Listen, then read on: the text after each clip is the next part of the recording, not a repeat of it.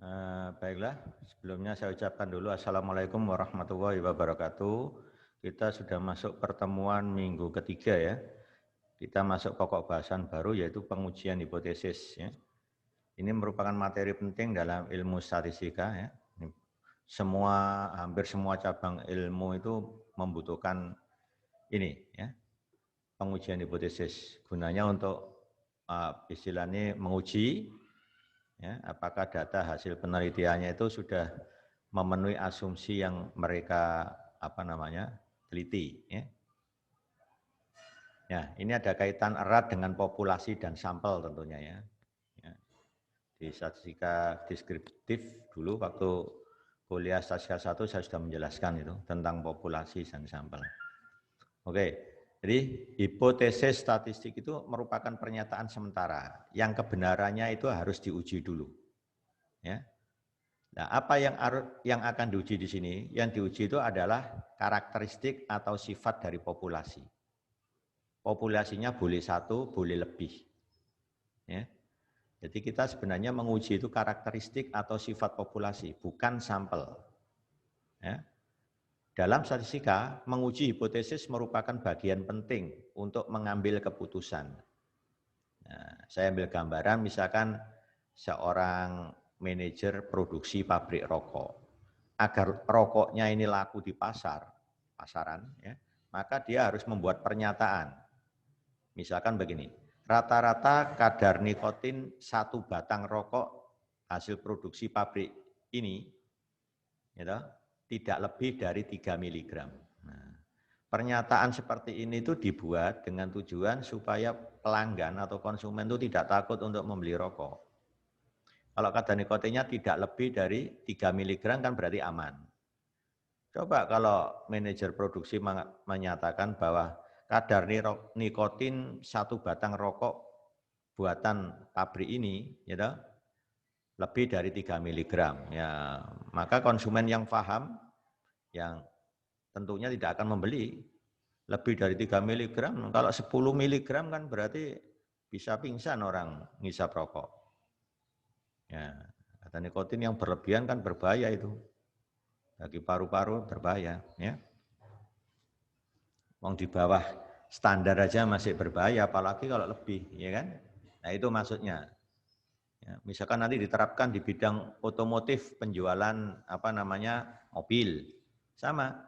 Misalkan yang diinginkan masyarakat atau konsumen itu adalah keiritan bahan bakar. Nah, pasti dia akan mengatakan seperti ini. Rata-rata jarak tempuh mobil keluaran terbaru ini ya adalah tidak kurang dari 10 km per liternya. Jadi kalau dites di lapangan, mobil itu diisi BBM 1 liter, itu rata-rata jarak tempuhnya tidak kurang dari 10. Berarti apa? Bisa lebih atau sama dengan 10. Nah ini kan berarti menyenangkan konsumen. Oh berarti ini irit ini. Ya. Itu seperti itulah cara membuat hipotesis. Ya. Dengan tujuan sasarannya adalah konsumen, gitu ya, supaya perusahaan mobil ini tidak rugi di mana. Ya. Dia membuat pernyataan seperti itu. Dengan melakukan pengujian hipotesis, seorang peneliti akan dapat menjawab pertanyaan yang diajukan. Oh, ini. Dengan menyatakan menolak atau menerima hipotesis tadi. Bisa jadi hipotesis sementara atau dugaan sementara tadi itu salah, tapi bisa jadi benar, makanya perlu diuji. Kebenarannya perlu diuji. Makanya di sini muncul ilmu pengetahuannya pengetahuan tentang pengujian hipotesis. Ya. Jadi kebenaran hipotesis itu yang jelas tidak pasti. Kenapa? Karena data yang kita ambil itu sifatnya acak. Kan nggak pasti itu. Pasti ada kesalahan kan? Sehingga kalau kita menguji hipotesis pasti menggunakan tingkat kesalahan atau tingkat signifikansi yang dilambangkan dengan alfa. Nah, pasti itu. Kita menguji ini kalau tolak H0 kesalahannya berapa persen. Kalau terima H0 kesalahannya berapa persen. Seperti itu. Tidak lepas dari kesalahan. Ya. Kalau kita menarik sejumlah sampel secara acak dari populasi, kita amati karakteristiknya, ya, gitu ya, yang menjelaskan sifat-sifat populasi tadi, kemudian dibandingkan dengan hipotesis yang kita uji, yang kita ajukan, ini adalah disebut dengan langkah uji hipotesis. Jadi kalau kita ingin menguji, apakah rata-ratanya itu lebih dari 12? Berarti itu kita menulis hipotesisnya nanti H0 mu sama dengan 12, H1 mu lebih dari 12. Mu itu adalah rata-rata yang akan kita uji. Lebih dari 12. Tentunya kita harus mengambil sampel. Misalkan sampelnya berukuran 15 buah. Ya, sampel acak ya. Di situ nanti akan kita hitung rata-ratanya, ketemu X bar, simpangan bakunya, nanti ketemu S, baru kita rumuskan statistik ujinya. Begitu prosesnya. Buat hipotesis, buat daerah kritisnya, seperti itu. Kemudian hitung statistik ujinya dengan rumus yang sudah disediakan, baru kita bisa membuat keputusan dan kesimpulan. Jadi intinya itu kalau kita tulis lengkap cukup 5 langkah. Ya. Kalau hipotesisnya kita pecat lagi H0 sendiri, H1 sendiri ya jadi banyak. Tapi biasanya hipotesis itu dikemas jadi satu, ada H0, H1 jadi satu. Ya. Nah, kaitan dengan uji hipotesis ini tidak lepas dari alfa. Apa itu alfa? Alfa itu adalah galat jenis 1 yang disebut dengan tingkat signifikansi atau taraf nyata atau tingkat kesalahan. Nah, jadi kita menggunakan alfa, galat jenis 1. Apa itu maknanya galat jenis 1? Peluang menolak H0 padahal H0 benar. Nah, kan berarti melakukan kesalahan. H0 benar kok ditolak. Jadi sama aja menolak sesuatu yang benar. Itu adalah melakukan kesalahan. Ini yang disebut dengan alfa. Nah, jadi kalau saya buat diagramnya seperti ini. Ini namanya tabel kontingensi. Kalau H0-nya benar, ternyata kita tolak, maka kita dapat keputusan alfa. Nah ini alfa itu di sini, atau galat jenis 1. H0-nya benar tapi ditolak. Nah, kalau H0-nya benar diterima berarti enggak melakukan kesalahan, keputusannya benar. Ya. Kemudian lihat, kalau H0-nya salah, gitu, tapi kita terima berarti kita melakukan kesalahan. Kesalahan semacam ini disebut galat jenis 2 yang dilambangkan dengan beta. Ini ya. Peluang menerima H0 padahal H0 salah. Berarti sama saja melakukan kesalahan. Jadi kalau beta itu peluang menerima H0, kalau alfa peluang menolak H0. Sama-sama kesalahan ini. Ini dinamai alfa, yang ini dinamai beta. Ya, gitu ya. Ya, kalau H0-nya salah, ditolak berarti enggak melakukan kesalahan. Keputusannya benar. Ya. Saya ambil contoh gambaran bagaimana cara menghitung alfa dan beta. Ya, sekilas saja. Ya, ini ada vaksin influenza yang sudah lama beredar di pasaran. Ya, diketahui hanya 25% efektif. Artinya daya sembuhnya hanya 25%. Setelah periode 2 tahun. Itu masih mampu menyembuhkan 25%. Kemudian ahli farmasi membuat vaksin jenis baru. Dan dia ingin menguji apakah vaksin jenis baru ini lebih unggul dibanding vaksin lama yang beredar di pasar itu. Maka dia membuat ketentuan semacam ini. Apabila dari 20 orang yang dipilih secara acak dikasih vaksin baru, minimal 9 bisa berhasil disembuhkan setelah periode 2 tahun, maka vaksin baru lebih unggul. Patokan seperti ini itu tergantung peneliti. Dia membuat acuan dari 20 minimal 9 berhasil disembuhkan. Ya, itu berarti vaksin baru lebih unggul. Jadi dia mengatakannya minimal 9 dari 20 bisa disembuhkan dengan vaksin baru tersebut. Coba lihat, 9/20 itu kan sudah mendekati 50%. Nah, makanya kalau sudah dekat 50% otomatis jauh melebihi 25% kan? Kan berarti sudah lebih unggul. Loh, apa boleh 9-nya saya ganti 10? Boleh, silakan. Dikatakan lebih unggul, dari 20 minimal 10 berhasil disembuhkan. Ini sudah 50% kan? Sudah jauh melebihi 25%. Tapi dia pakai patokan 9. Dalam kasus ini loh ya, dalam contoh ini. Hitung alfanya, menghitung galat jenis 1. Ini ada kaitannya dengan sembuh tidak sembuh. Berarti binomial. Masih ingat ya distribusi binomial? Nah itu ya. Apa galat jenis 1 atau alfa tadi? Peluang menolak H0, padahal H0 benar. Berarti kita harus punya hipotesisnya dulu. H0-nya apa, H1-nya apa. Itu dulu. Nah apa kira-kira H0-nya? Ini berhubungan dengan proporsi. Karena proporsi orang yang bisa disembuhkan. Yang dijadikan nilai ujinya itu adalah 25% atau 0,25. Ya, gitu ya. Berarti H0-nya nanti P sama dengan 0,25 atau seperempat. H1-nya apa? P lebih dari 0,25 atau lebih dari seperempat. Jadi nanti kalau tolak H0 berarti menerima H1 kan? Nah, menerima H1 itu berarti P-nya lebih dari seperempat. Berarti artinya vaksin baru lebih unggul. Itu maksudnya. Nah, oke, kalau kita lihat di sini, alfa tulis dulu, yaitu peluang melakukan galat jenis 1. Tadi kan didefinisikan peluang menolak H0. Perhatikan. Kalau menolak H0, itu artinya menerima H1. Kalau menerima H1, itu berarti vaksin baru lebih unggul. Betul ya? Kalau vaksin baru lebih unggul, berarti minimal yang bisa disembuhkan 9 orang kan tadi. Kalau vaksin baru lebih unggul menurut ketentuan peneliti tadi, minimal 9 orang berhasil disembuhkan. Kan berarti nulisnya gini.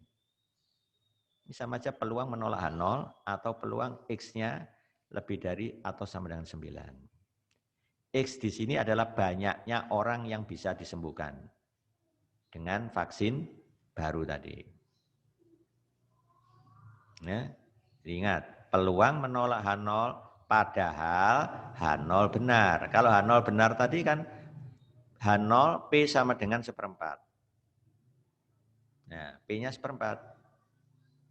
Jadi sama saja saya menghitung peluang X lebih dari atau sama dengan 9 apabila P-nya sebesar seperempat. Ini bisa dihitung dengan menggunakan binomial. Ingat distribusi probabilitas diskrit, yaitu binomial.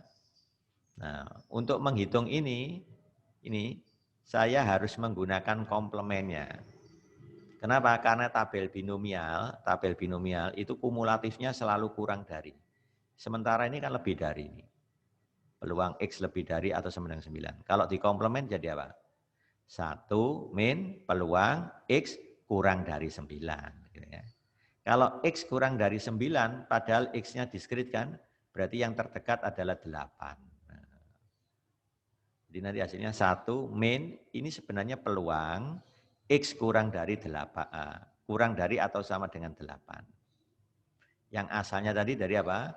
Peluang X lebih kecil 9, itu kalau dinyatakan dalam bentuk sama dengan, kan sama dengan peluang X lebih kecil atau sama dengan berapa? 8. Makanya dipakai 8, R-nya 8.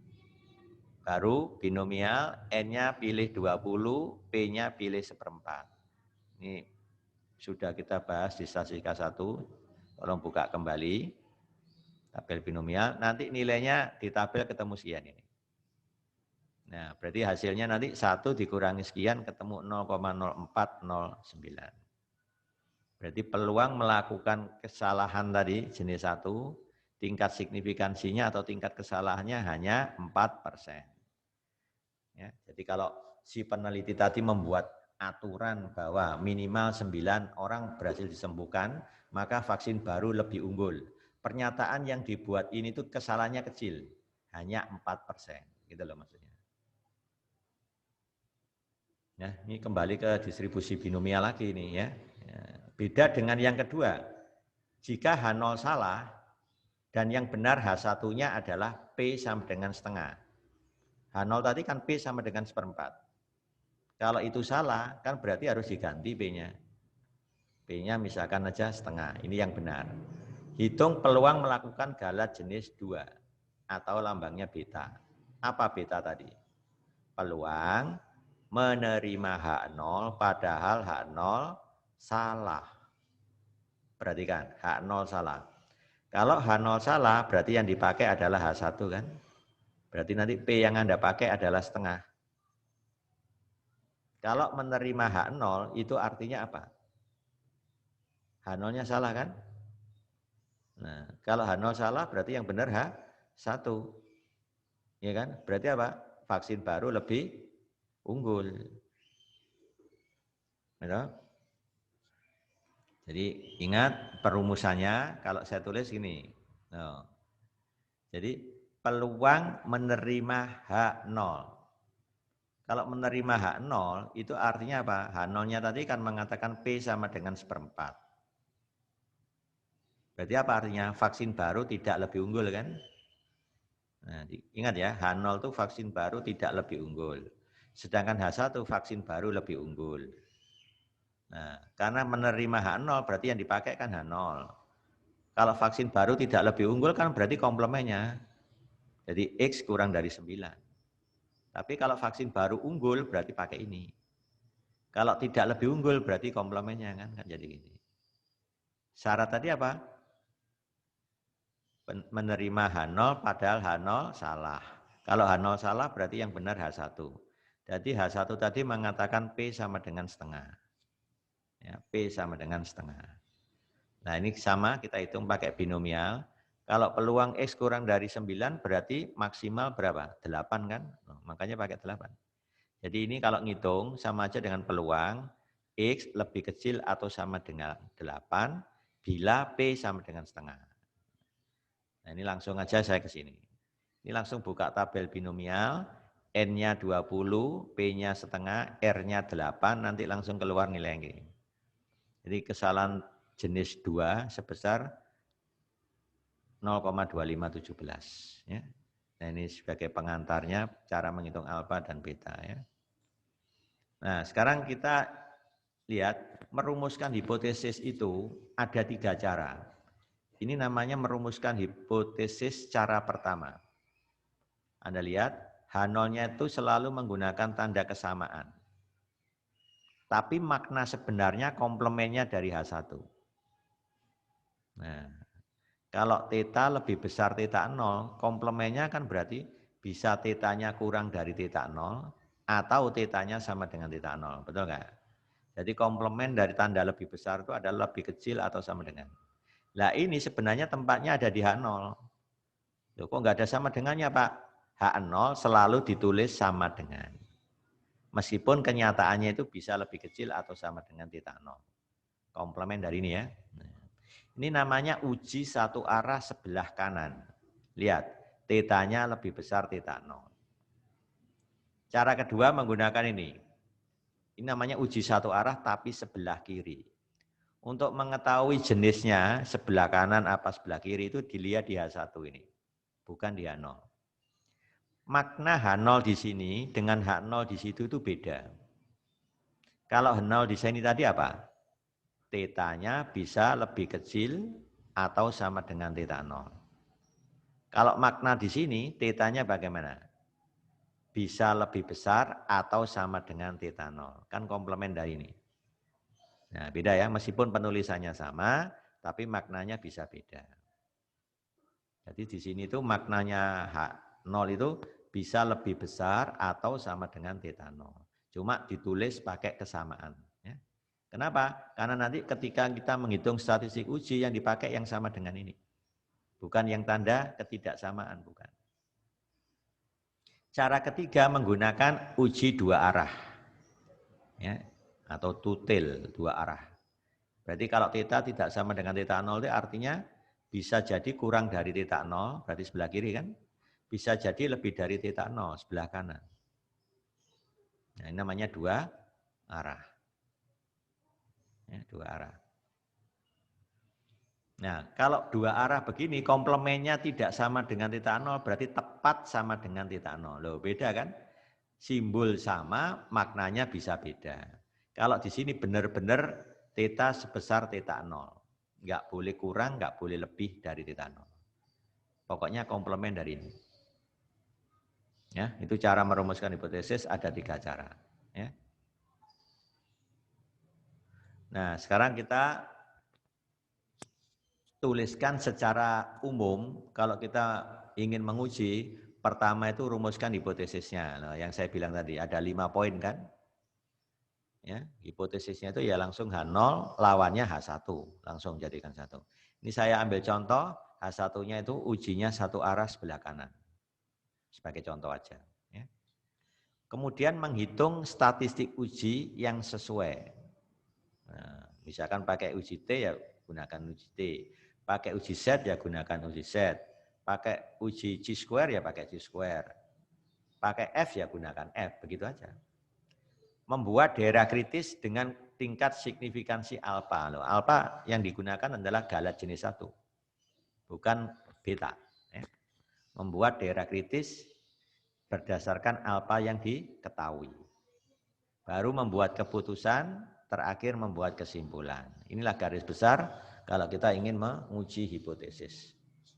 Itu aja. Nah, untuk membuat keputusan ini nanti ada penjelasan lagi, membuat keputusan. Keputusannya itu adalah H0 ditolak jika nilai statistik ujinya ya, memenuhi daerah kritis. Nah, jadi daerah kritis ketika sudah dibuat, statistik ujinya sudah dihitung, maka baru bisa membuat keputusan. Menolak H0 apa menerima H0 ya. Kalau menolak H0 berarti statistik ujinya harus memenuhi daerah kritis, gitu aja. Berarti sebaliknya Pak, terima H0 kalau statistik ujinya di luar daerah kritis.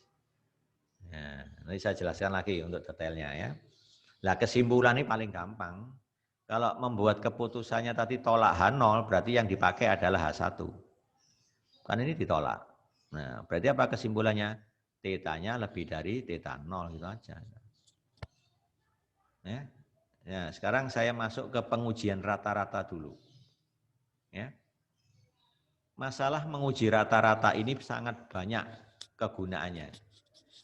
Karena umumnya data yang kita peroleh baik itu dari penelitian kedokteran, ya, penelitian sosial, penelitian ekonomi, penelitian farmasi, kedokteran hewan dan seterusnya, itu semuanya datanya sifatnya acak.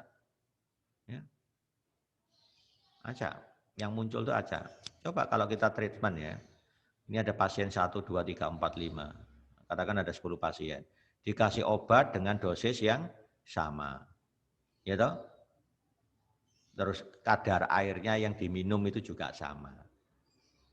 Waktu sembuhnya pasti beda-beda. Karena ada faktor galat yang kita nggak bisa ngamati itu. Tuh, karena beda-beda sudah pasti ya, tidak pasti kan, berarti acak. Nah, karena itulah perlu kita uji. Nah, cirinya apa kalau kita ingin menguji rata-rata? Nah, contohnya ini, masalah pengujian rata-rata banyak diterapkan hampir di semua bidang. Misalnya seorang manajer produksi bahan makanan ingin menguji kandungan zat pengawet, apakah masih di bawah batas toleransi atau tidak. Nah, seorang dokter ingin menguji rata-rata jumlah trombosit dalam sel darah penderita demam berdarah. Nah, kalau di atas batas ambang, jumlah trombositnya di bawah batas ambang, ya ini bahaya. Gitu ya. Maka harus disuruh istirahat, terus dikasih apa gitu ya. Ini dokternya yang lebih tahu ini, supaya trombositnya naik lagi. Gitu. Nah seperti itu. Ya. Jadi model yang dibahas di sini berkisar data acak atau sampel acak. Ya. Nah, sampel acak ini punya distribusi. Rata-ratanya mu, variansinya sigma kuadrat. Distribusinya apa? Boleh diketahui, boleh tidak, tergantung kasusnya nanti. Ya, tergantung kasusnya. Kalau saya pakai uji distribusi normal baku, nggak perlu tahu distribusinya X1, X2 sampai Xn. Tapi kalau saya menggunakan uji T, maka ini harus berasal dari distribusi normal. Itu aja. Hanya ada 2 kemungkinan untuk kasus uji rata-rata di sini. Nah, oke. Hipotesisnya kita buat dulu. Misalkan saya ingin menguji mu-nya sebesar mu 0. Maka statistik uji yang bersesuaian dengan dasar keputusan ini adalah X bar. Karena mu itu diduga pakai X bar. Kita pakai X bar. Baru kita kembali ke distribusi sampling ketika kuliah statistika 1. Kan ada teorema limit pusat. Bunyinya di mana teorema limit pusat? Masih ingat enggak? Oke, kalau saya punya populasi berasal dari suatu distribusi, distribusinya tidak diketahui loh. Dari distribusi apa enggak tahu. Apakah dari normal, dari square, dari T atau yang lain, enggak tahu. Ya, hanya ada informasi dari populasi itu diketahui simpangan bakunya sigma atau variansinya sigma kuadrat, rata-ratanya mu. Informasinya cuma begitu. Ada suatu populasi, distribusinya tidak diketahui, rata-ratanya mu, variansinya sigma kuadrat. Kalau dari populasi itu saya ambil sampel berukuran besar, itu N minimal 30, ini sudah dianggap besar ini. Saya pakai kriterianya Walpole ya. Minimal 30 itu sudah termasuk besar. Maka variabel acak set yang diperoleh dari X bar dikurangi mu dibagi sigma per akar N akan menghampiri distribusi normal baku. Jadi kan ini yang menarik, asalnya distribusi populasinya tidak tahu, sekarang menjadi tahu setelah ditransformasi menjadi set. Nah ini yang dikenal dengan distribusi normal baku. Ya, ini distribusi normal baku ini. Gitu ya. Nah, seperti itu. Nah, perhatikan. Cara menghitung statistik uji selalu menggunakan H0, bukan H1. H1 itu untuk menentukan daerah kritisnya. H0 untuk menghitung statistik ujinya. Selalu demikian konsep pengujian hipotesis.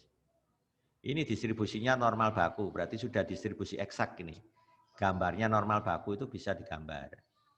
Ya.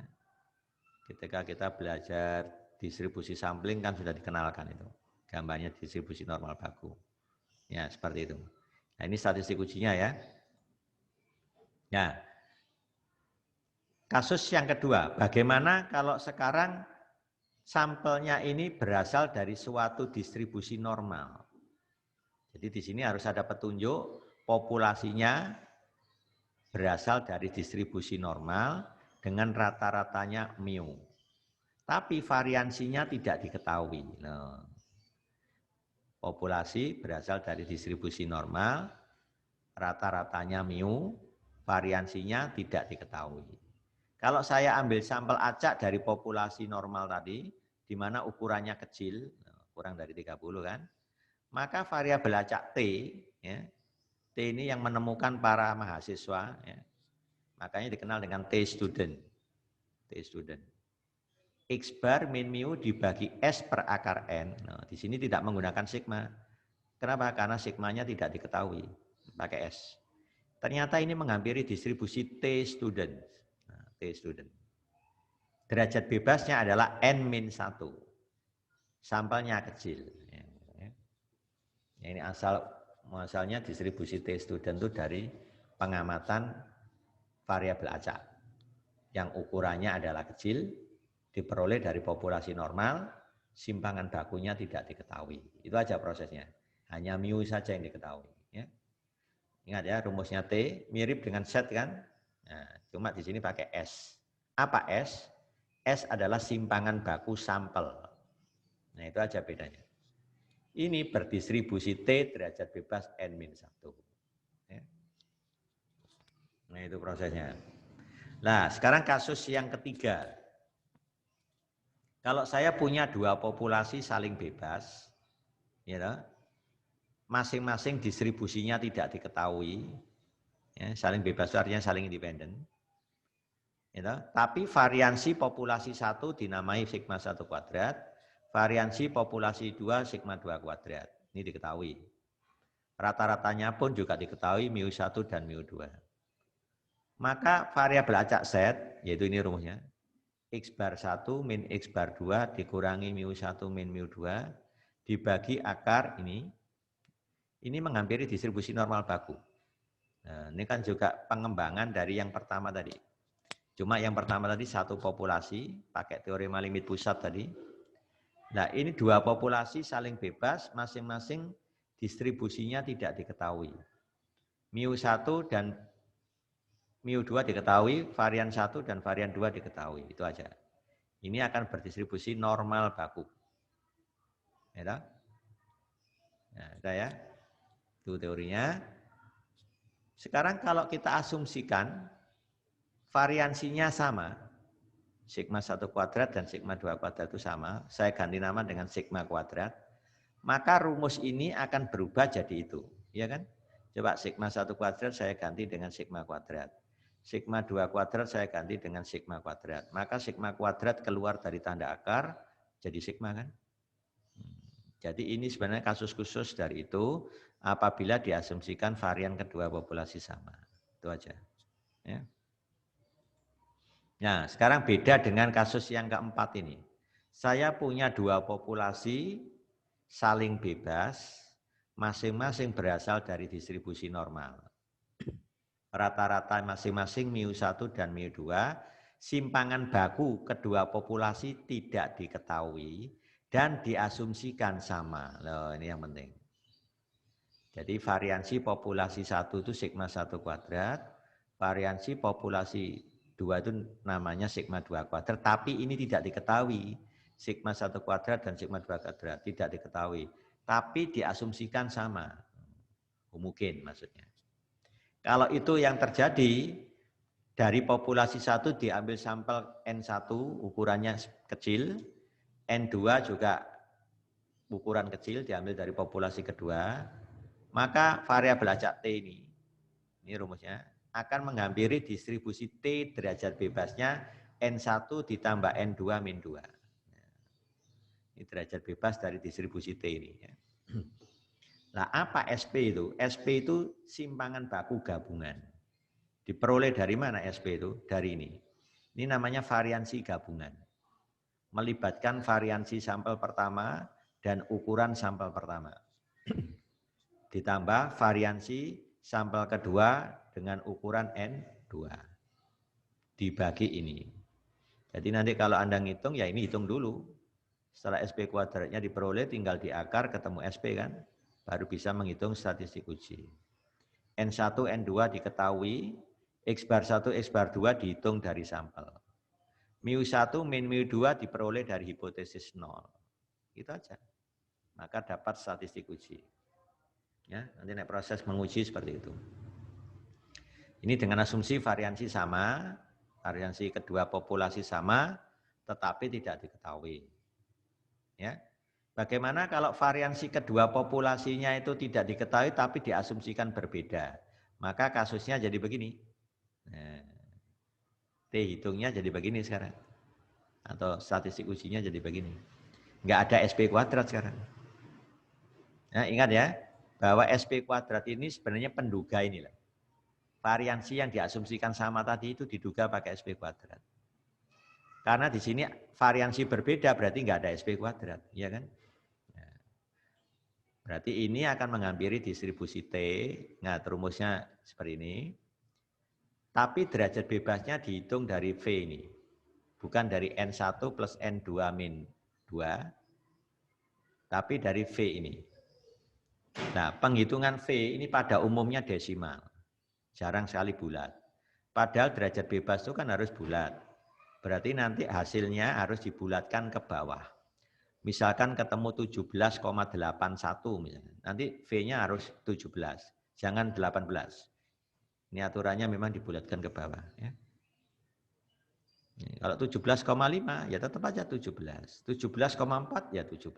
Seperti itu cara ngitung V-nya. Baru nanti Anda bisa buat daerah kritisnya. Ya, itu cara menghitung derajat bebas kalau diasumsikan variannya berbeda. Dan tidak diketahui ya katanya. Ya, ingat rumusnya seperti ini, cara hitung. Nah, jadi tidak usah khawatir nanti kalau ujian, ini open rumus sudah diberikan di lampiran. Tinggal Anda memanfaatkan alat hitungnya aja.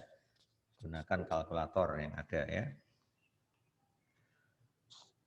Nah, sekarang kalau datanya berpasangan, jadi satu objek diamati 2 kali, itu namanya berpasangan.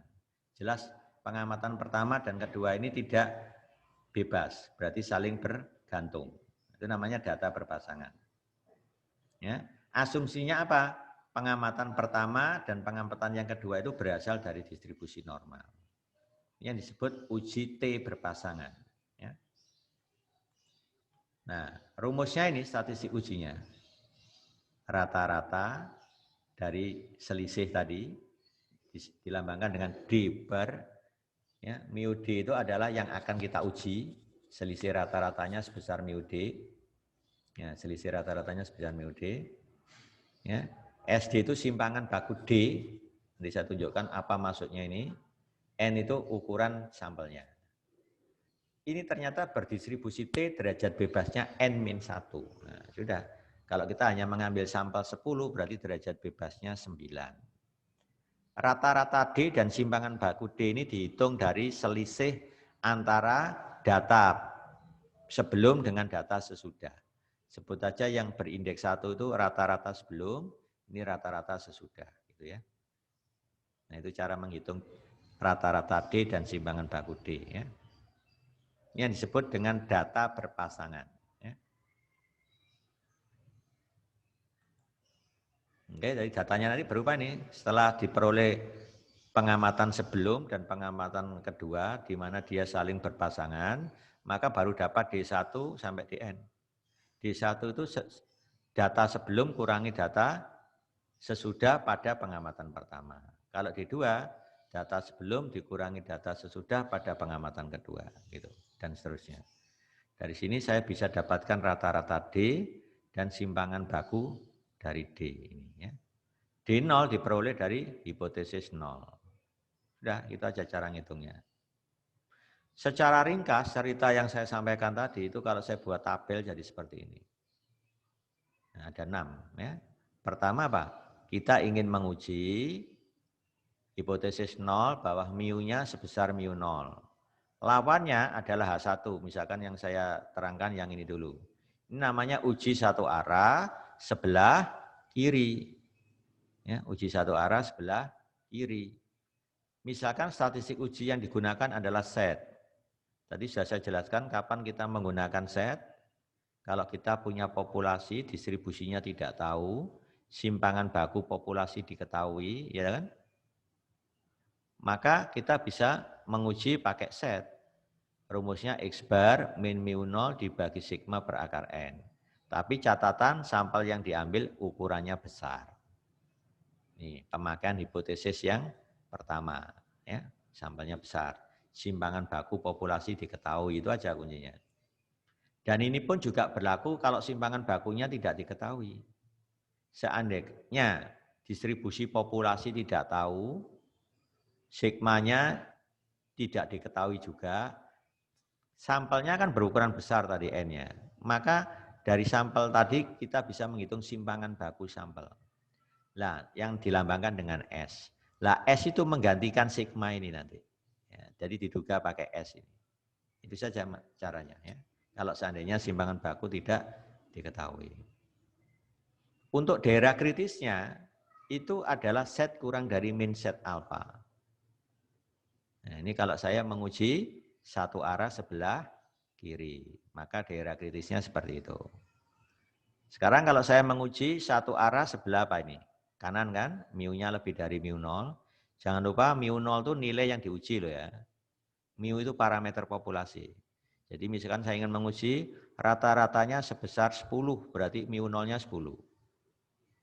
Berarti kan mu lebih dari 10 itu kan gambarnya sebelah kanannya 10. Berarti satu arah sebelah kanan. Daerah kritisnya set lebih besar set alfa. Kalau ini dua arah, misalkan mu tidak sama dengan 10, kan bisa kurang dari 10, bisa lebih dari 10. Ini uji dua arah, maka daerah kritisnya nanti ada dua sisi. Yang sisi kiri, set kurang dari min set alfa per 2. Ingat, alfanya sekarang dibagi 2. Kalau satu arah, alfanya tidak dibagi 2. Atau set lebih dari set alfa per 2. Ini yang sisi kanan, gitu ya. Nah, secara gambar saya jelaskan di sini, supaya Anda lebih paham. Ini saya mencoba merumuskan hipotesis satu arah sebelah kanan.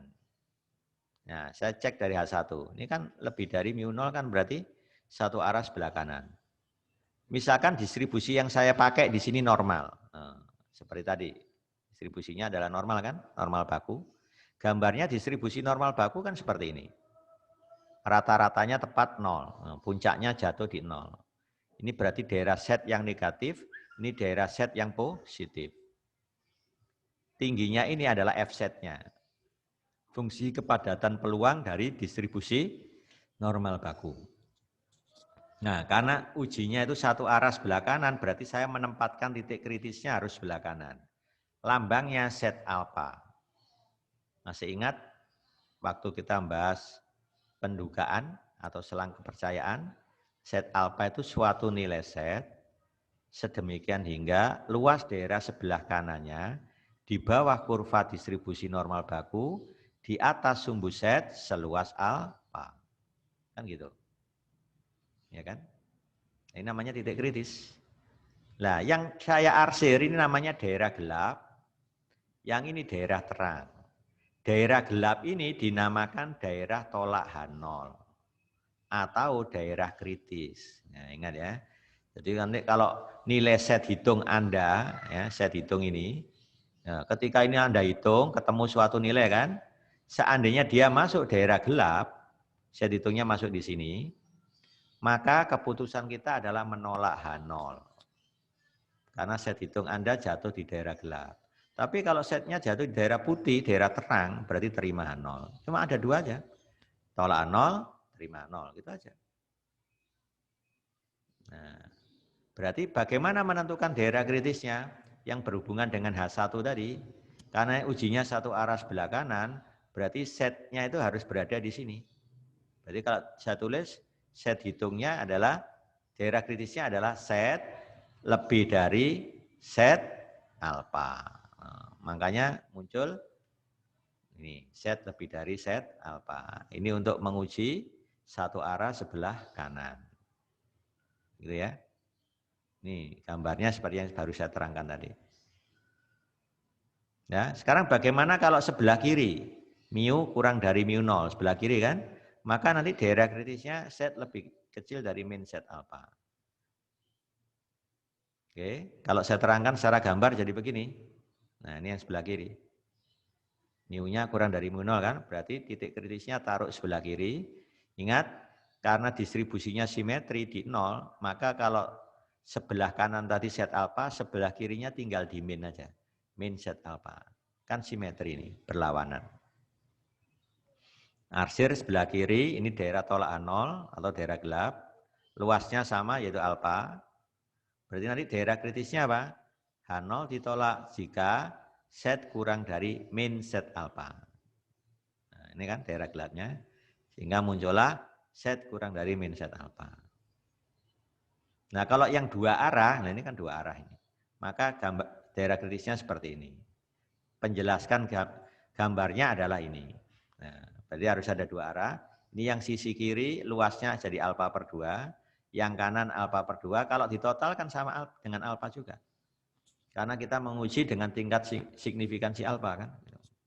Jadi alfanya dibagi 2. Berarti ini titik kritis yang sebelah kanan, set alfa per 2. Titik kritis yang sebelah kiri, min set alfa per 2. Sehingga daerah kritisnya set kurang dari min set alfa per 2 atau set lebih dari set alfa per 2. Begitu ya. Oke, ini penjelasan tentang daerah kritis. Dan ini berlaku umum. Nanti misalkan statistik ujinya Anda menggunakan T. Ya, gambarnya distribusi T itu kan mirip sekali dengan normal baku. Ya kayak gini, tinggal ini ganti min T alfa per 2, ini diganti T alfa per 2 gitu aja. Kalau pakai ini nanti diganti min T alfa, kalau ini T alfa gitu aja. Ini sumbunya jadi sumbu T. Ya, contohnya ini, yang kedua ini, kan pakai T ini. Ya, yang penting apa? Kapan kita menggunakan uji T? Harus tahu ceritanya tadi. Populasi berasal dari distribusi normal, simpangan bakunya tidak diketahui, sampel yang diambil ukuran kecil. Maka ini menghampiri distribusi T derajat bebas N-1. Coba Anda lihat, daerah kritisnya kan sangat mirip. Bedanya ini pakai nama Z, sekarang pakai nama T. Kalau uji satu arah sebelah kiri, berarti T lebih kecil min T alfa. Satu arah sebelah kanan, T lebih besar T alfa. Oh, sama. Kalau dua arah, tinggal ganti Z-nya dengan T. Ya, tuh. Tuh sama ya, tinggal statistiknya. Sekarang contoh yang ketiga, kita menguji dua populasi. Apakah selisih rata-rata kedua populasi sebesar D0? Nah, rumusnya pakai ini. Nah, pakai ini rumusnya. X bar 1 min X bar 2 minus D0. D0 ini nanti kan diketahui. Bagaimana kalau kita ingin menguji apakah rata-rata populasi 1 sama dengan rata-rata populasi 2? Berarti D0-nya disetting 0. Dan nanti kan sama aja mu 1 sama dengan mu 2. Sudah gitu aja. Lebih umum kan ini berarti. Nanti kalau D0-nya saya setting 0 berarti ini 0 kan. Tinggal X bar 1 min X bar 2 saja pembilangnya. Penyebutnya tetap. Gitu ya. Saja. Nah, coba kalau ini saya setting 0, berarti apa? Mu 1 min mu 2 kurang dari 0, identik dengan mu 1 lebih kecil mu 2. Sama saja saya menguji rata-rata populasi 1 lebih kecil rata-rata populasi 2. Ini membandingkan namanya ya. Nah, kalau yang ini berarti rata-rata populasi 1 lebih dari rata-rata populasi 2. Ya Anda lihat. Ya kan? Nah, ini kalau ini tidak sama dengan. Gitu ya. Coba daerah kritis sama sekali nggak ada perubahan. Ini lihat dengan rumus pertama. Maaf. Ya, dengan rumus pertama loh sama persis. Satu arah sebelah kiri mesti gini. Satu arah sebelah kanan, dua arah. Kan sama dengan ini. Satu arah sebelah kiri, satu arah sebelah kanan, dua arah. Sama. Yang membedakan cuma ceritanya kapan statistik ujinya yang dipakai. Nah, kita pakai yang mana statistik ujinya? Ya, kasusnya apa? Menguji selisih rata-rata kedua populasi. Jadi kalau saya ingin menguji selisihnya sebesar 2, ya nanti D0-nya diganti 2 gitu aja. Selisihnya sebesar 0 ya berarti ini ganti 0 gitu aja. Yang keempat, ini kita punya dua populasi saling bebas, masing-masing berasal dari distribusi normal, ya toh? Terus ada asumsi bahwa varian kedua populasi itu sama, tetapi tidak diketahui. Dari kedua populasi masing-masing diambil sampel berukuran kecil yaitu N1 dan N2. Ya, maka kita menggunakan rumus T ini yang pakai SP tadi. SP kuadrat dihitung, diakarkan ketemu SP. Gitu ya. Ini akan berdistribusi T derajat bebasnya N1 plus N2 min 2. Lihat, daerah kritis untuk uji T sama persis dengan yang kedua. Enggak ada perbedaan. Ya, mirip dengan ini. Setnya diganti T aja. Nah, itu aja kuncinya. Ini sama ujinya satu arah sebelah kiri, satu arah sebelah kanan, dua arah. Ya, gitu. Nah, ini yang keempat. Kalau yang kelima bedanya, asumsinya variannya berbeda. Itu aja bedanya. Oh, berbeda kan? Berarti pakai T juga, tapi nggak ada SP di sini. Ya. Nah, derajat bebasnya ini dibulatkan ke bawah, jangan lupa ya. Lihat, daerah kritis nggak saya rubah sama sekali, tetap. Tapi ini berhubungan dengan uji T. Ya. Hipotesis juga nggak berubah. Yang terakhir data berpasangan tadi. Nah, contoh data berpasangan ini sebenarnya kalau kita ingin melihat, misalkan ini, Anda misalkan ingin beternak kambing. Ya, Anda punya kambing yang sudah usianya katakan 4 bulan. Kambing anakan gitu ya. Anda timbang semua berat badannya, Anda berarti dapat 10 pengamatan kan? Kemudian Anda kasih vitamin khusus dengan dosis sama, ya. Kalau ngasih makan ya kadarnya dibuat sama juga, harus sama. Ini benar-benar penelitian di lapangan gitu ya. Kemudian apa? Cara minumnya, jenis minumannya diberikan juga sama, hanya vitaminnya saja yang kita ukur dengan dosis yang sama, ya. Dilarutkan di air yang sama kadarnya, ya. Tentunya semua lingkungan dijaga seimbang, artinya homogen. Ini kalau penelitian beneran seperti itu.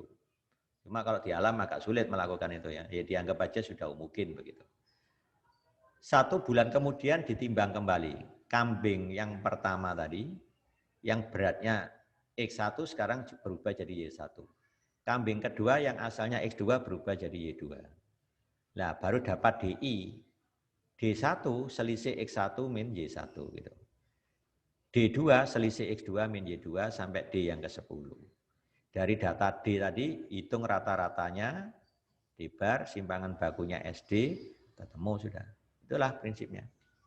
Tujuannya apa? Kita bisa melihat apakah pemberian vitamin dapat meningkatkan berat badan kambing. Nah, tujuannya seperti itu. Oh, ternyata bisa. Nah, tinggal setting mu 0-nya aja. Mu 0 tentunya diganti 0 kalau inginnya seperti itu. Karena mu D di sini tuh isinya adalah mu sebelum, maksudnya sebelum diberi vitamin, lambangnya mu 1 kan, dikurangi mu sesudah, yaitu mu 2. Ditimbang kembali tadi, kan dapat rata-rata mu 2. Kalau seandainya vitamin dapat meningkatkan berat badan kambing, berarti kira-kira pakai yang uji satu arah sebelah kiri apa kanan? Coba, misalkan saya pakai yang kiri ya, berarti mu 0-nya harus disetting 0 kan? Nah, maaf, ini ada kesalahan tulis. Kalau ini saya pakai mu 0, harusnya di sini mu 0. Gitu ya, mu 0, bukan D0. Ya. Dari copy paste-nya belum saya cek ya. Jadi di sini pakai mu 0, berarti ini mu 0 ya. Ya, ini aja diperbaiki nanti, ini rata-rata D min mu 0 gitu ya.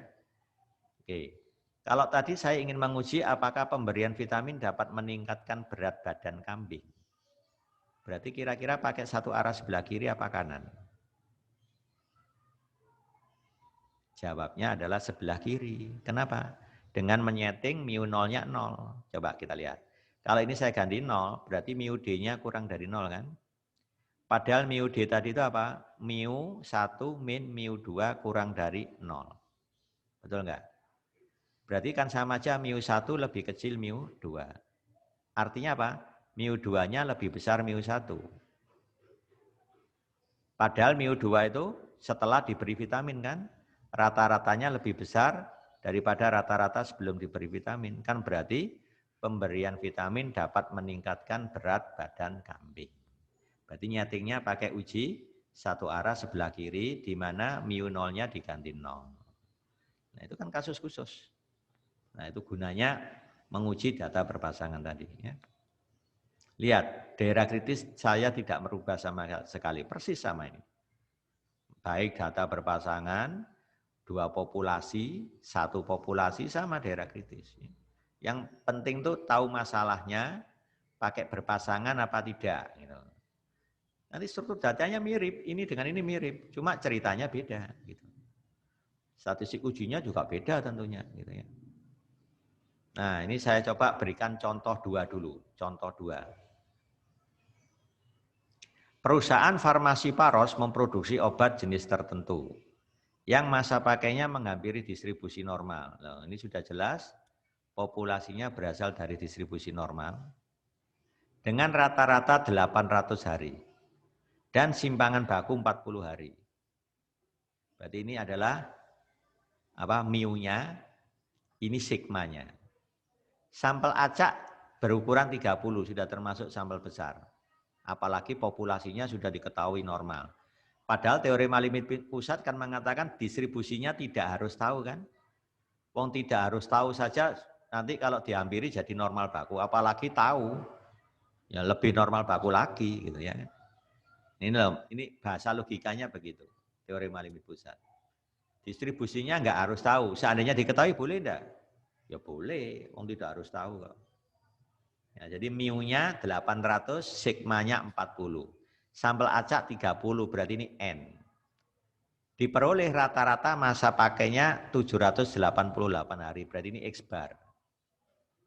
Ujilah hipotesis bahwa masa pakai obat tersebut tidak sama dengan 800 hari. Gunakan alfa 4%. Ini sudah ada petunjuk tidak sama dengan 800 hari. Artinya apa? Mu-nya tidak sama dengan 800. Jadi artinya begitu. Mu-nya tidak sama dengan 800. Kalau begitu tempatnya harus di H1.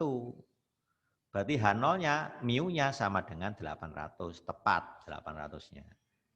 Nah, gitu ya. Statistik yang digunakan pakai T apa Z ini kira-kira ini?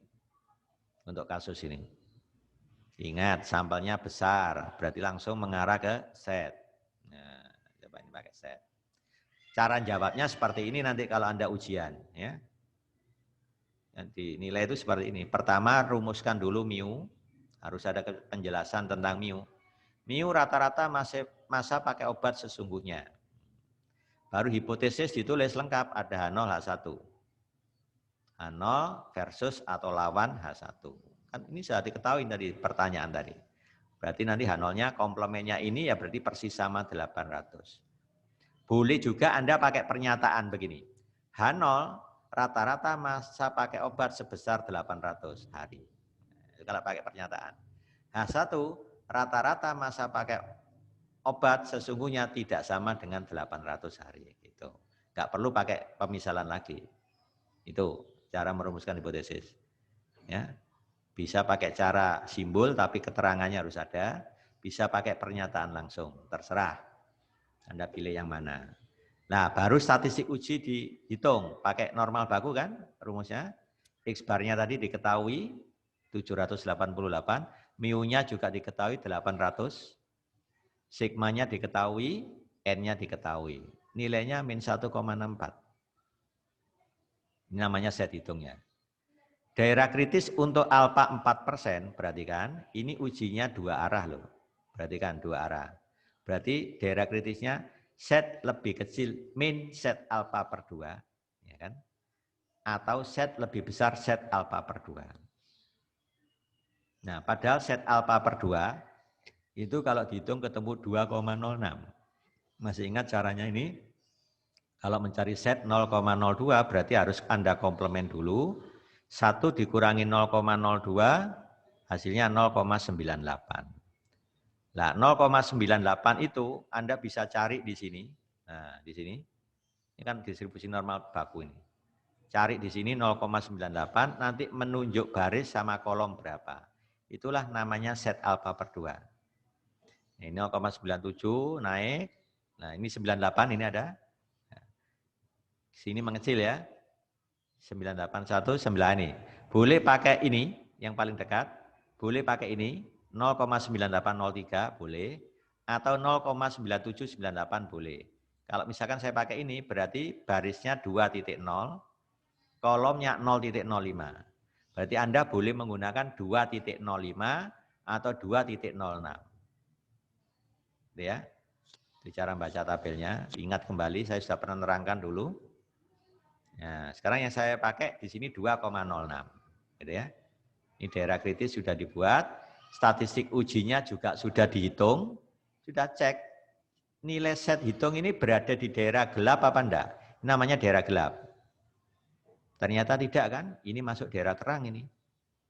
Masuk daerah terang. Coba kalau dibuat garis bilangan ya, min 2,06 itu sebelah kiri, 2,06 sebelah kanan.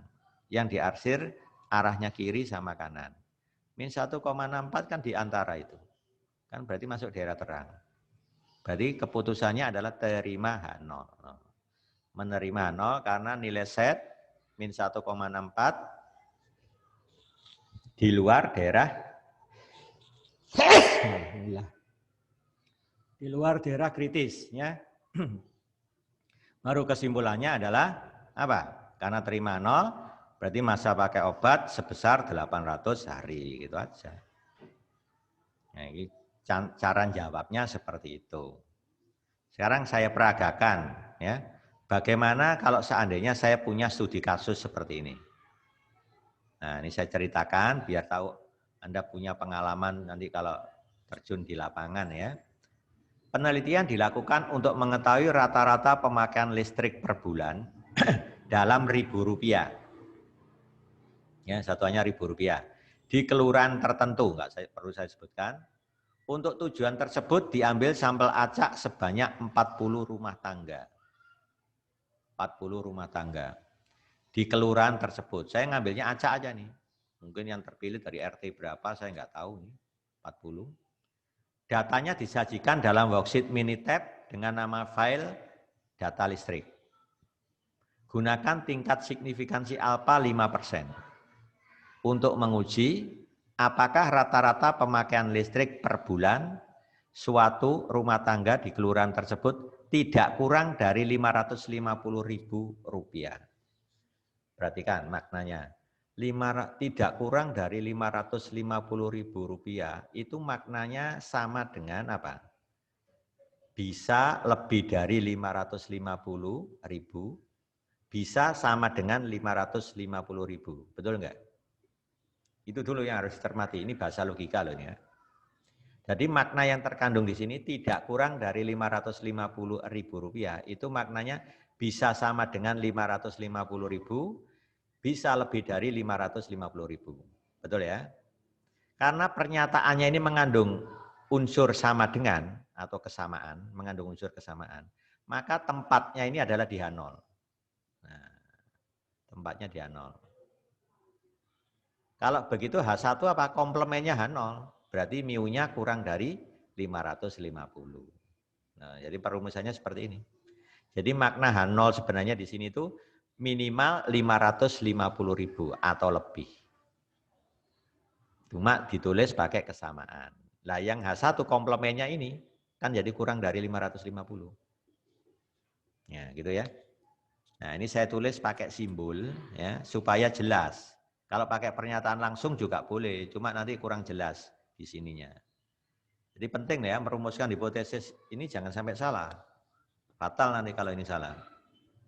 Sudah, kita pakai alfa 5%. Karena datanya itu data entry, Anda memperoleh dari pengamatan langsung, maka gunakan alat bantu komputer ngitungnya. Kalau Anda ngitung pakai kalkulator juga boleh, sama aja bisa. Nah, nanti prosesnya begini kalau ujian teori. Rumuskan hipotesisnya dulu, dilengkapi keterangan tentang mu, boleh. Daerah kritisnya dibuat, H0 ditolak jika, karena ini satu arah sebelah kiri, berarti set kurang dari min set alfa. Alfa yang dipakai tadi 5%, ya kan? Nah, set 0,05 berarti Anda melihat di tabel normal baku 0,95. Nanti nilainya ketemu 1,64. Tinggal ngasih min gitu aja. Nah, ini namanya daerah kritis ya. Nggak boleh ada daerah kritis set sama dengan min 1,64, langsung saya coret. Itu namanya bukan daerah. Kalau set sama dengan min 1,64 kan berupa titik. Maksud ada daerah berupa titik. Daerah itu ya berupa arsiran, ada luasnya gitu ya. Itu ya sudah. Ini satu arah sebelah kiri. Baru ngitung statistik uji. Pakai distribusinya normal, baku. Kenapa? Sampelnya besar. Populasi distribusinya tidak harus tahu, ya kan? Nah, simpangan bakunya juga tidak tahu. Nah, menurut teori, kalau simpangan baku tidak diketahui, bisa diduga pakai simpangan baku sampel. Nah, ya kan? Karena sampelnya besar. Nah, sigmanya nanti diduga pakai S. Nah, ini S-nya ini. Ini simpangan baku sampel ini. Ya. Nah, ini X-bar-nya. Dari data yang sudah saya simpan di worksheet Minitab tadi, sebanyak 40 pengamatan, itu saya dapat X-bar-nya 507,88, simpangan bakunya 49,12. Kurangi mu0, mu0-nya 550, N-nya tadi 40. Ketemu hasilnya ini. Min 5,42325. Coba cek. Set hitungnya ini memenuhi daerah kritis apa enggak? Memenuhi ini apa enggak? Iya kan? Nah, jelas ini memenuhi ini. Berarti masuk daerah gelap kan? Berarti masuk keputusan menolak H0 karena dia masuk daerah gelap. Ya, statistik uji kita ini masuk daerah gelap. Nah, keputusan H0 ditolak karena nilai set memenuhi daerah kritis. Tolong saya ingatkan, kalau Anda menulis keputusan jangan cuma H0 ditolak. Nilainya berkurang 50%. Kalau ini poinnya misalkan aja 8, nilai Anda cuma 4. Karena harus ada alasan. Nah, 0 ditolak itu alasannya apa? Nah, ini aja kasih alasan. Nah, karena H0 ditolak berarti yang dipakai apa? H1. Berarti rata-rata pemakaian listrik per bulan kurang dari 550.000. Itu aja.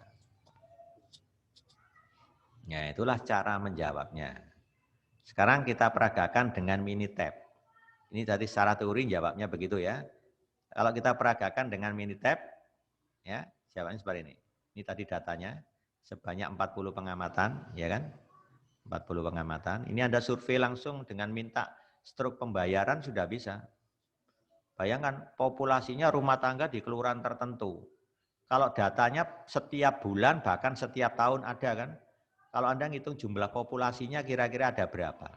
Populasi pemakaian listrik per bulan. Wah banyak sekali. Untuk tahun 2020 seperti saat ini sudah jalan berapa bulan? Januari sampai Agustus katakan. Ini sudah 8 bulan. Ya tahun 2019, 2018 ada 12 bulan. Kalau Anda koleksi seluruh rumah tangga di kelurahan tersebut, wah mungkin sudah jutaan itu. Makanya kita nggak perlu tahu populasinya, ambil aja sampel acak. Data ini diambil misalkan aja tahun 2020. Bulannya misalkan bulan Januari, ya bebas saja Anda ngambil. Lebih bagus lagi diacak. Kasih nomor 1 sampai berapa, acak aja diambil. Nah, itu lebih bagus lagi. Dapat data ini. Ya. Ini teknik samplingnya seperti itu. Ya. Untuk menunjukkan sifat acaknya tadi. Nah setelah itu Anda lakukan, tadi analisisnya kan menggunakan distribusi normal baku kan. Jadi Anda pakai perintah untuk distribusi normal baku, Anda harus butuh data rata-ratanya ini sama simpangan bakunya ini. Berarti Anda harus pakai start, basics, deskriptif ya. Nah, masukkan variabelnya ini asalnya kosong ini. Ini asalnya kosong, langsung saya klik 2 kali. Nah, data listrik masuk. Habis itu statistik. Nah, yang ini sebenarnya asalnya ini ada tertentu yang di plot di sini. Cuma ini saya hapus, saya ambil yang perlu aja. Saya hanya butuh min sama standar deviasi. 2 ini. Ini biarkan aja ini, enggak apa-apa. Ini hanya penjelasan. Apa ada data yang hilang? Tidak, nanti akan muncul ya. Oke, kita oke lagi. Nah, ternyata data listrik rata-ratanya 507,88, ya kan? Simpangan bakunya 49,12. Tadi saya ngisi ini tadi, mana tadi? Oh ini ya, maaf yang ini. Nah ngisi ini, itu dasarnya dari Minitab ini. Nah, X-bar-nya, ini S-nya. Penduga dari sigma, S-nya ini. Ya. Baru saya mulai masuk, start, basics, pilih satu sampel set. Nah, set ya. Nah, masukkan variabelnya adalah berupa C1, yaitu data listrik. Nah, ini saya hapus saja. Nah, data listrik yang masuk. Nah, sudah. Standar deviasinya ini saya inputkan 49,12 dari sini asalnya. Dari S ini. Perform hipotesis Anda klik. Ya. Jadi ini asalnya tadi kosong semua. Ini asalnya kosong. Ya. Bahkan ini pun juga kosong. Ya. Coba saya ulang biar tahu prosesnya. Ini juga kosong.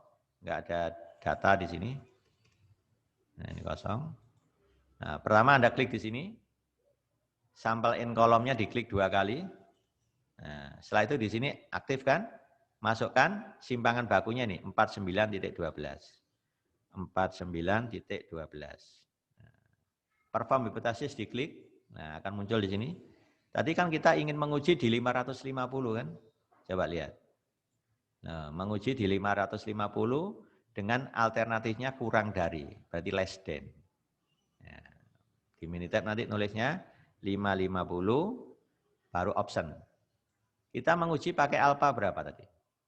5% kan? Pakai alpha 5% kan? Nah ini alpha 5%. Berarti di Minitab kita pakai selang kepercayaannya 95%. Ini sudah benar. Selang kepercayaan itu kan 1 min alpha. Kalau 1 min alpha 95% berarti alfanya 5%. Jadi ini sudah benar sesuai defaultnya. Baru ini pilih less than. Ini sebenarnya ada pilihan awalnya itu di not equal.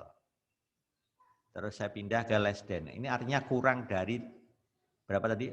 Kurang dari 550. Nah, maknanya less than ini H1. Ini kan ada alternatif. Ini berarti H1. Mu-nya kurang dari. Kurang dari berapa? 550 yang diujikan tadi. Nah, ini kurang dari 550, baru kita oke lagi. Nah, lihat ini. Nilai set hitungnya min 5,42. Nah, tadi kalau saya pakai hitungan manual, lebih teliti lagi, sampai 5 desimal. Ini kalau dibulatkan kan min 5,42 juga. Nah, di Minitab dibulatkan jadi min 5,42. Ya, ini min 5,42. Nah, berarti keputusan kita menolak H0 kan. Nah, kalau pakai software langsung keluar p-value-nya. Nah, ini yang membuat menarik itu ini. Kalau sudah keluar p-value, nanti kalau Anda ujian praktikum, cukup dicek p-value-nya aja. Karena ini kurang dari alfa, alfanya kan 5%. Berarti keputusannya tolak H0. Itu kalau pakai bantuan software seperti itu. Dengan alfanya yang sangat kecil ini, kurang dari 5% kan, berarti keputusan tolak H0. Sama. Berarti rata-rata pemakaian listrik per bulan di kelurahan tersebut, rumah tangga di kelurahan tersebut kurang dari Rp550.000. Gitu ya. Nah, itulah saya kira penjelasan untuk kuliah hari ini. Saya kira sampai di sini. Ya.